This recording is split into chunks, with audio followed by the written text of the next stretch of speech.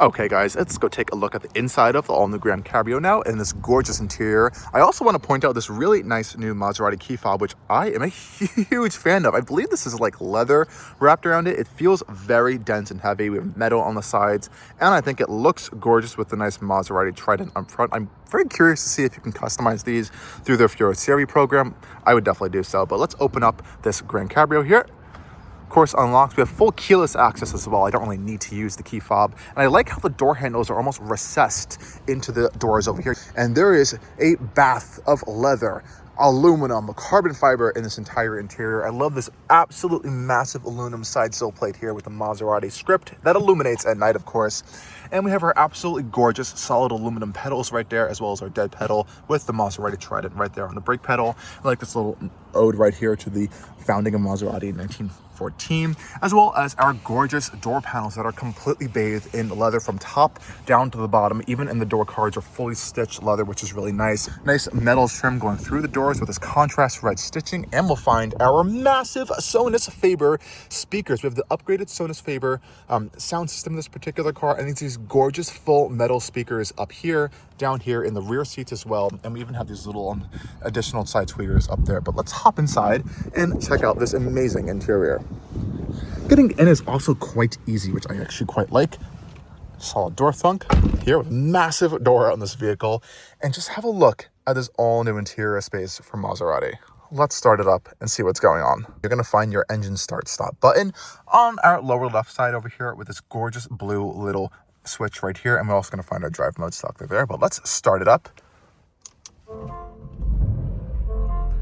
Mirrors unfold. We have our unique Maserati horn chime there, which is really interesting. It's like the sound of, like, I think Italian horns, but that's also the sound for our lock and unlock buttons here. Have a listen to this.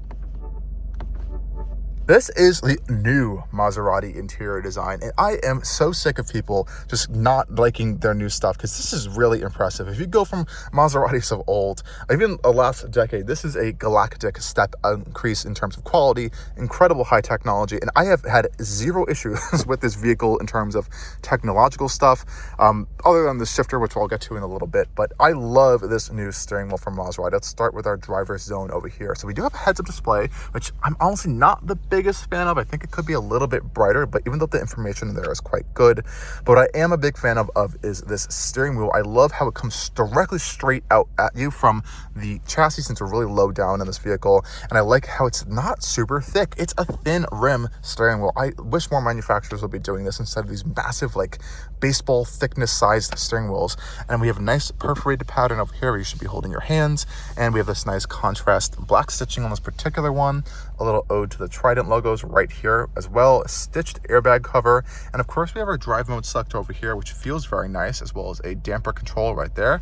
And of course we have these signature iconic full aluminum paddle shifters mounted to the column. Listen to this. Just love those as well. And we also have adaptive and fully LED headlights with an easy access button right here for our active lane management system, which I really like, is right there, and a fully adaptive wipers as well, which work great. And just look at the quality and the materials of this interior. Everything is hand stitched, very, very gorgeous. We have this gorgeous perforated leather on the dash. Everything is leather. The whole entire upper dash is leather as well, with the contrast red stitching. And we'll go into the Maserati clock in just a second, which is amazing and fully digital. Even on the passenger side over here, we have this really nice wood accented trim over here with a little Italian flag, as well as this gorgeous perforated leather and the GranCabrio logo right over there on that side. But this driver zone over here I think is fantastic. We have some controls over here for our mirrors, as well as window switches as well. We have this 3D carbon fiber trim, which has a really amazing feel to it on the side doors over here. Everything is also very solid in here. There's no squeaks, no creaks, no rattles. Everything fits very well. Even this side panel over here is stitched in leather and feels very solid and fantastic. I'm a huge fan of this interior, guys, and I think Maserati really knocked it out of the ballpark on this one. Even the air vents are very slim and trim as well. Easy controls to kind of manual controls as well to close and open our vents. And in this center console area over here, in this leather surrounded dual touchscreen panel here, is honestly one of my favorite infotainment systems in a high performance vehicle that I have experienced. It is not only easy to access and use, and actually not very difficult to see at all. It's quick, and I've had no issues. It's essentially the Uconnect style system reskinned and redesigned as a Maserati intelligent assistant here, and I think it works very, very well. We have this lower screen panel over here, which controls a variety of functions, including adjusting our digital Maserati clock here. So if you go to this little panel here, you'll see you have a few different options here to adjust how you want to look at your clock. Since it's fully digital, we can make it a compass, we can make it our pedals. So if I put it on the accelerator, it'll show power. Same thing with the brake pressure, which is kind of cool. And you can make it even a G meter as well, which is really fun. And the clock has 3 different designs, from classic, sport, which gives us a second pattern around it, and a design feature, which is a little bit more modern, but I like to leave it in sport and just let it stay there pretty much all the time. And it has a really nice finish around it, and I think it looks gorgeous. I wish more automakers would kind of copy this, because this is a really, really cool. Also down here, we have a few other controls, such as our additional seat controls. We will find our memory seats in here. We can adjust our side bolster support, our lower thigh side bolster support, as well as a thigh extender support. Same thing goes for our passengers over here. And the seats are very, very comfortable. They almost fit like a glove, I would say. You can see our lower thigh support area over here. Very comfortable, stitched in leather, lots and lots of support. And we have the optional Maserati Trident up here, stitched into the headliner as well in red, which is gorgeous. We're also going to find our air scarf right here, since this is a convertible, and that also can be controlled via this little button here, which works perfectly. You're also going to find your control to open your convertible top over here. So you literally just swipe it left and right to open it and hold. Takes a little bit of some time, 14 seconds or 16 seconds, depending if you're opening or closing it, up to 31 miles an hour. We also have some ambient lighting controls, not too much in terms of color, but we can change it from warm, neutral, cold, or just turn it off, and it really just accentuates these gorgeous Sonos Faber speakers over there, which I think is quite nice. You can also adjust the brightness level of those as well, which is also a fun touch, but those actually look quite nice at night. And you'll find even more seat controls. So you have easy access to your heated seats for 3 levels, ventilated seats for 3 levels, heated steering wheel. And let me tell you something, this heated seat and ventilated seat and steering wheel, for example, turn on and off so quickly. It's actually really impressive, and it looks like you can almost have the heated seat and vent on for a brief second, but it does turn it off. But you don't really need to have those on. Your climate system is also going to be found down here, and it's really not that big of an issue that it's baked into the screen, because it's easy to use. We have quick access buttons that will always be here for our defrost, parking sensors, auto stop start, front lift as well, and we have a glove box opener right here, which always will stay there, which is nice. Felt lined glove box, pretty decent size, and of course leather wrapped on the exterior as well. Our lighting controls for additional lighting functions will also be found in here. I like how the car presents itself as well, as a pretty nice touch. Power this button on, you have your full climate setting over here. Again, really simple, easy to use. You can change your directional flow right there for your air. I really have no issues with this system whatsoever, and you can just turn it off. You even have a power off button to turn off this upper screen if it is bothering you, but you're gonna have a lot of nice information in there to see most of the time. My only gripe with this screen is that it does get a little fingerprinty. We have a slider here for our volume, which works actually totally fine, but again, you can see some fingerprints there, but you can also use the control behind the steering wheel. I don't like this shifter. Maserati says this new button style shifter design is designed to kind of open up space over here, but I really don't like it at all. I didn't like it in some other vehicles that use this button style shifter on the center console, and I'm not the biggest fan of it here. It just doesn't feel super high-end or premium. I kind of wish they could just pop into drive here, and they'll have like a reverse button somewhere, but hopefully they'll kind of maybe reconsider this down the road. But the rest of this whole system works quite well. Same thing with the actual infotainment screen as well. It's huge and it's incredibly quick, which I really like. There's been no issues at all this week. Apple CarPlay works well. You can use Android Auto. You can customize all these screens. I built this shortcut page out here myself in like 30 seconds. You can have a Sonos Faber system here to kind of see what's going on with your audio system there. You have a great 360 camera system as well, which allows you to really get up and close to your front splitter area over there if you want to make sure everything's going fine as well. And you also have a lot of other fun kind of technical gauges, which you can expand to take up the whole screen if you do choose to have so. And there's so many different things you kind of go through in here. You have your full torque management showing you the power distribution to all 4 wheels. This is a very familiar screen. We've seen this in other products, but I think this is pretty cool if you do want to do some timing as well. You have accessory gauges and of course the technical gauges, and your car screen over here gives you a lot more fun information from tire pressure, oil level, and the drive mode explorer is one of my favorite actually. So it kind of shows what's happening in each drive mode. We'll kind of go through our drive mode controller over here. So we have comfort is our kind of most comfort focused setting we have here. It's going to give you a cool little background as well as what's happening with this drive mode. Pop it over to GT and it's going to give you a different little design back there, which is kind of cool. We have like a city skyline. Sport as well, you can hear the exhaust opens up. This is where you're going to get some more dynamic stuff. You can see our chart changes, and of course the most extreme Corsa that turns off traction control. Everything is in its most advanced, highest performance settings there. You can even hear the fan turn on to help additional cooling for the engine as well, which is kind of cool.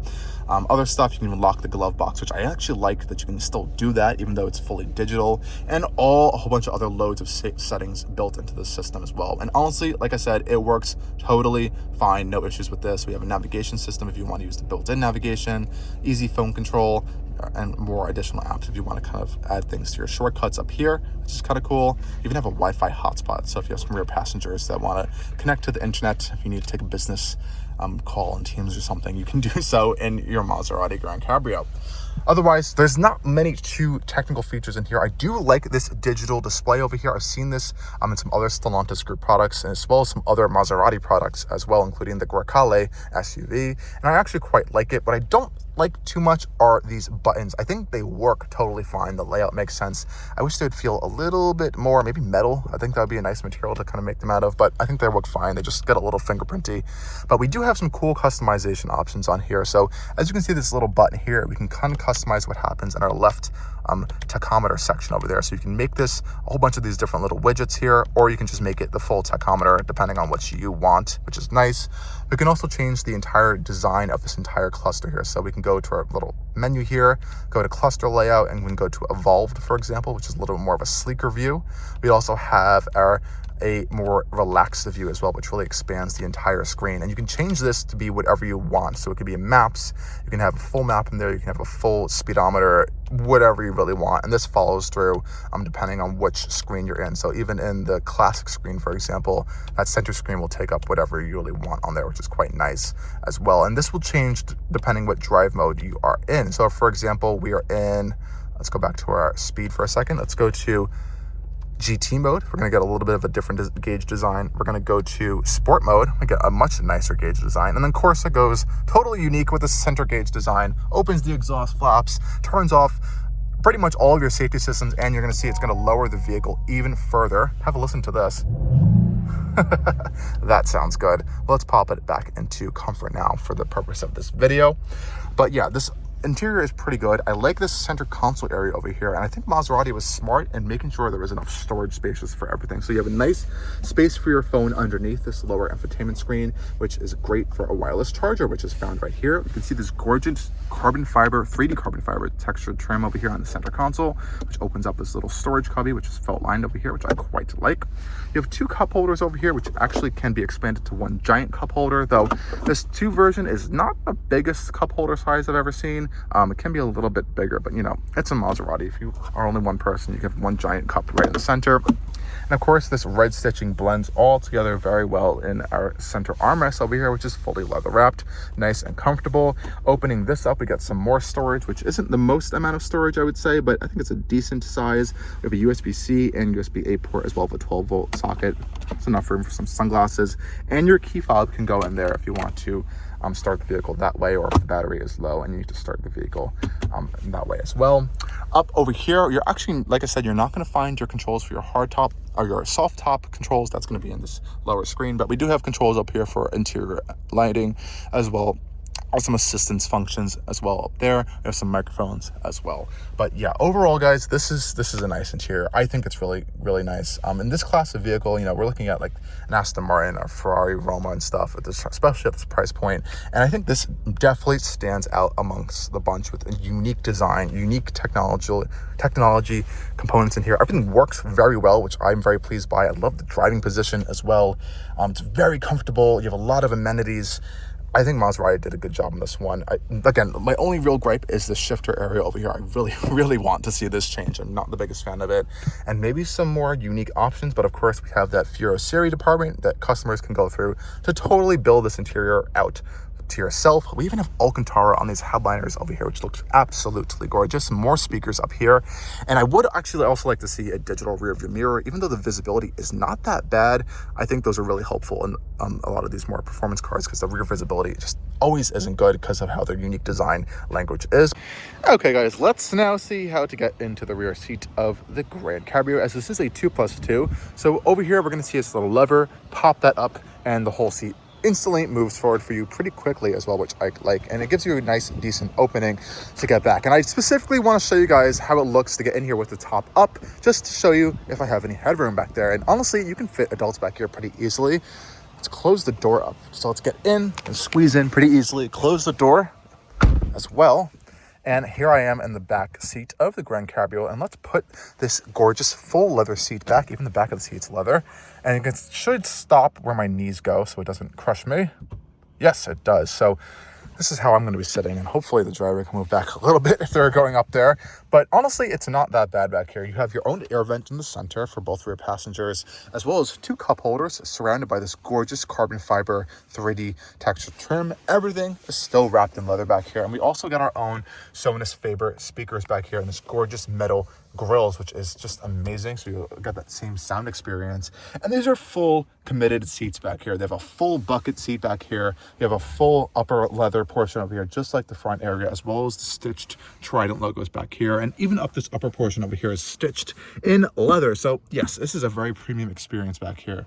And I like how the seatbelts also come down from the center. We have a Maserati logo on each of the seatbelts as well. This little trident, which is nice. More Sonos Faber speaker components back here. And on our side up here, you can see we have a little bit of an armrest area over there, but honestly, it's really not that bad of space back here. Maybe not for the longest distance of road trips, but short little trips in the back seat with the top down, I think this will be really comfortable. But do I have any headroom? Well, surprisingly, I do have headroom back here. It is not that much headroom, but since it's a soft top, it doesn't hurt. I would say my head is touching the top of this roof just a little bit, but it's really not that uncomfortable back here. And I have a lot of just side room as well, but let's put the top down and see if this is a little more of a comfortable experience back here.